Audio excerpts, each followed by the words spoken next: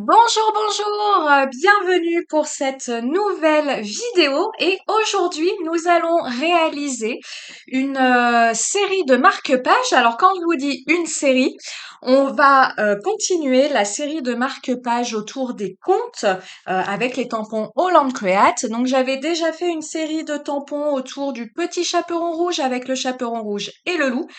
Et aujourd'hui, on va faire Peter Pan et vous pourrez retrouver sur ma chaîne en version accélérée en musique puisque là, je vais vous commenter et je vais faire exactement la même chose pour le capitaine Crochet. Je vais utiliser un fond gel presse que j'ai fait précédemment avec des encres en spray. Avec des encres en spray, ici, ce sont des encres Distress Oxide que j'ai utilisées pour mon fond. Et je viens avec un pochoir vague de la Fée du Scrap. J'aime énormément ce pochoir avec toutes les vagues entremêlées. Je viens appliquer de la Distress Oxide, mais je ne viens pas l'appliquer comme on peut le voir plutôt couramment, c'est-à-dire avec une petite brosse où on vient prélever de l'encre et on vient faire l'empreinte du pochoir. Ici, je suis venue utiliser mon pochoir comme si c'était un tampon. C'est-à-dire que je viens appliquer de l'encre Distress sur mon mon pochoir, pardon. Je viens humidifier mon pochoir avec un petit vaporisateur. J'utilise bien un petit vaporisateur et pas un pulvérisateur, tout simplement parce un vaporisateur, ça vaporise des toutes petites gouttelettes d'eau et non des grosses gouttes d'eau. Et je préfère lorsque je viens vaporiser sur mes poudres aquarellables, et je préfère également pour cette technique-là parce que comme ça j'ai vraiment un film d'eau et non des grosses gouttes qui couleraient de partout. Donc je viens pulvériser de l'eau sur mon pochoir, je le retourne sur ma bande de papier. Je viens presser mon pochoir sur ma bande de papier avec un papier absorbant. Comme ça, l'encre qui ressort de mon pochoir ne va pas faire de taches sur mon papier. Il va être tout de suite absorbé par mon papier absorbant et comme ça, j'aurai une jolie empreinte de mon pochoir. Vous ferez attention, vous remonterez la vidéo à ce moment-là. C'était un petit détail, mais mon pochoir est carré, mon pochoir a un bord forcément carré. Donc j'ai dû, c'est normal, m'y prendre à 2 fois pour faire l'empreinte de mon pochoir sur mon fond de carte.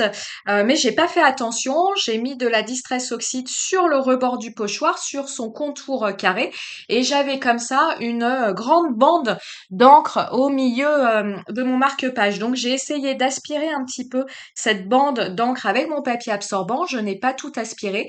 Ça n'est pas très grave parce que ça va être pile l'emplacement de mon personnage. Donc au final, on va pas s'en rendre compte. Mais pour vous, faites attention. Si vous utilisez cette technique, pensez bien à mettre de l'encre, Distress Oxide ou n'importe laquelle, hein, uniquement, voilà, hein, faites pas comme moi, faites uniquement sur la partie pochoir, la partie motif, et veillez bien à ne pas en mettre sur le contour, sinon vous allez comme ça avoir un cadre et c'est pas forcément ce qu'on veut, c'est pas forcément très joli. Mon petit Peter Pan. Mon petit Peter Pan, j'ai choisi de le coloriser avec les crayons de couleur aquarellables Albrecht Dürer de chez Faber-Castell.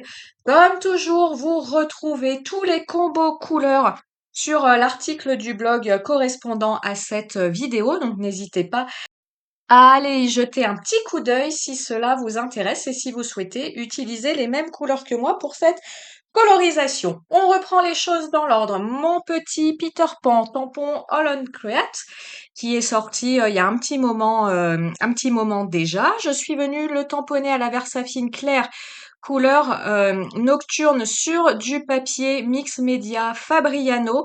C'est le papier mix média que j'utilise en 300 grammes. Pourquoi j'utilise ce papier-là? Tout simplement parce que pour les crayons de couleur aquarellables, je trouve que le Paint On bouloche. Donc je me suis dirigée vers le papier Fabriano. Et la deuxième chose, c'est tout simplement que je n'ai à ma disposition au jour d'aujourd'hui que le papier 300 grammes. C'est pour ça que j'utilise celui-ci.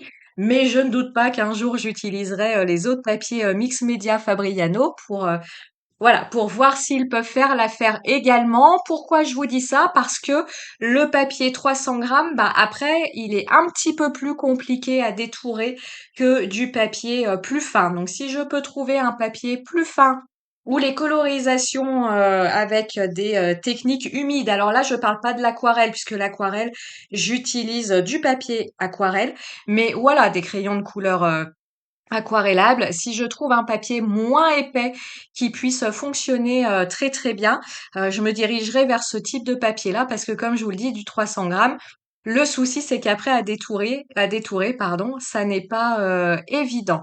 Mon petit Peter Pan, eh ben, il avance tout doucement. J'utilise un pinceau à réservoir d'eau pointe fine. Alors j'en discute avec certaines, voilà, sur YouTube, Instagram, bref, sur les réseaux.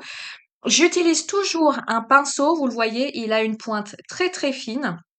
Pourquoi?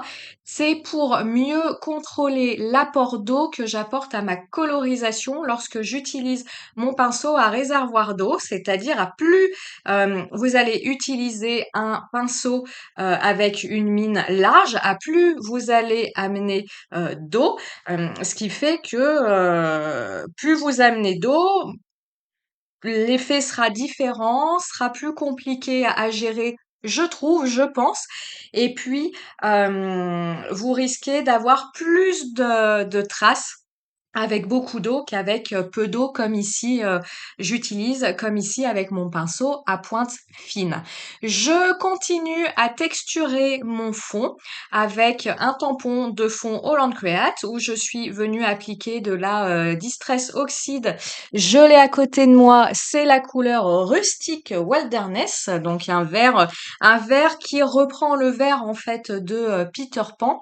Et si vous avez regardé, j'ai appliqué de l'encre sur mon tampon et j'ai très légèrement vaporisé de l'eau à la surface de mon tampon pour avoir comme ça une marque de tampon légèrement floutée. Alors encore une fois, comme j'utilise un vaporisateur d'eau, un brumisateur d'eau pour être précise, j'ai pas une grosse couche d'eau sur mon tampon, donc ça me permet comme ça d'avoir quand même quelque chose de net, mais un petit peu flouté parce que j'aime bien pour mes fonds avoir des choses plutôt floutées.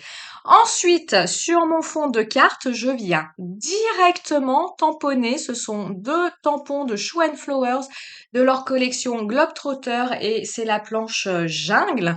Je viens tamponner un petit morceau de la branche d'arbre du tampon, du tampon branche d'arbre, où je vais venir positionner Peter Pan, hein, parce que Peter Pan, il escalade, il grimpe de partout, il vole! Il vole! Alors je suis venue le mettre en hauteur sur une branche d'arbre et puis en haut pour occuper l'espace, je suis venue réaliser 3 fois le même tampon qui est un tampon de fleurs exotiques. J'ai mangé son nom. Donc on va en rester là pour aujourd'hui, un tampon de fleurs exotiques. Je viens coloriser ces tampons toujours avec mes Albrecht Dürer. Et là, il va falloir faire attention à plusieurs choses. Comme je vous l'ai dit précédemment, dans mon fond, j'ai plein de choses qui sont aquarellables, c'est-à-dire qui réagissent à l'eau. J'ai des encres en spray, j'ai de la Distress Oxide avec le pochoir et j'ai encore de la Distress Oxide avec mon tampon de fond. Vous pouvez, comme vous le voyez ici, tout à fait venir coloriser par-dessus avec une technique humide. Alors encore une fois, c'est pas de l'aquarelle avec beaucoup d'eau et des énormes fusions de couleurs, hein. On est encore une fois avec un pinceau à réservoir d'eau qui va venir vraiment déposer peu d'eau. Donc première chose, pour que ça fonctionne bien et que vous évitiez de réactiver toutes les matières aquarellables que vous avez sur votre fond de page, la première chose, je viens de le dire, c'est d'utiliser quelque chose avec peu d'eau. Donc là encore, l'intérêt d'utiliser un pinceau à réservoir avec une pointe fine. La deuxième chose, c'est qu'il ne va pas falloir, comment je vais vous dire ça? Comme ça me vient. Il ne va pas falloir être hésitant sur son geste. Là, vous colorisez avec vos crayons de couleur, comme je le fais pour les fleurs. À cette étape-là, il n'y a pas de problème. Vous faites ce que vous voulez. Au moment où vous allez passer votre pinceau à réservoir d'eau, il va falloir faire un passage, mais guère plus. Si vous commencez à faire plusieurs passages, à retoucher, à passer plusieurs fois sur le même endroit, là vous risquez vraiment de réactiver ce qu'il y a en dessous de mes fleurs et de mes feuilles et de vous retrouver avec une couleur issue du mélange de mes encres en spray, de mes Distress, de mes Albrecht Dürer et non uniquement la couleur de mes crayons de couleur. Donc, comme je vous le dis, on peut utiliser des techniques humides mais qui utilisent peu d'eau. Et la deuxième chose, c'est on fait un passage, guère plus pour éviter de réactiver ce qu'il y a en dessous. Mes petites colorisations sont terminées. Je viens appliquer des petites touches de doré, évidemment, hein, le glossy, le doré. Alors je vous le dis entre parenthèses, hein, c'est un grand malheur qui me touche en ce moment. Je n'ai plus de glossy. Il va falloir que j'en recommande. Alors ma foi, ça n'empêche pas de mettre du doré. Donc j'ai mis du doré à l'intérieur de mes petites fleurs là pour bien faire ressortir le cœur de mes fleurs. Comme toujours, je fais quelques projections au marqueur acrylique noir, là où va être positionné mon personnage.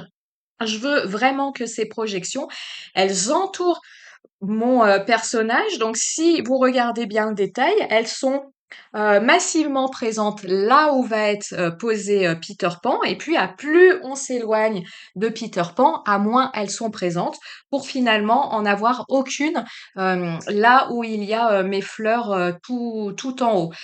Avec un marqueur acrylique qui ne coule pas trop, vous arrivez à peu près à maîtriser l'endroit où vos projections vont atterrir. Avec un marqueur qui coule énormément, ça va être beaucoup plus compliqué. Donc faites également attention à vos choix de marqueur acrylique si vous voulez faire des choses un peu précises. Si vous voulez mettre des projections comme ça un petit peu partout, un petit peu au hasard, on s'en fiche de voilà de l'effet de précision de votre marqueur. Si vous voulez un petit peu plus diriger les choses, il va falloir faire attention. Comme toujours, je colle mon Peter Pan avec de la tacky-glue. Je viens réaliser quelques zones de lumière avec un marqueur blanc pointe fine. J'arrive au bout de mon marqueur, c'est pour ça que je le secoue, que je le secoue. Il va très bien, mais bah voilà, hein, toutes les bonnes choses ont une fin et il commence à arriver au bout. Voilà, ce marque-page est terminé. Je suis venue mettre un petit texte qui est issu de la planche de tampon de Peter Pan.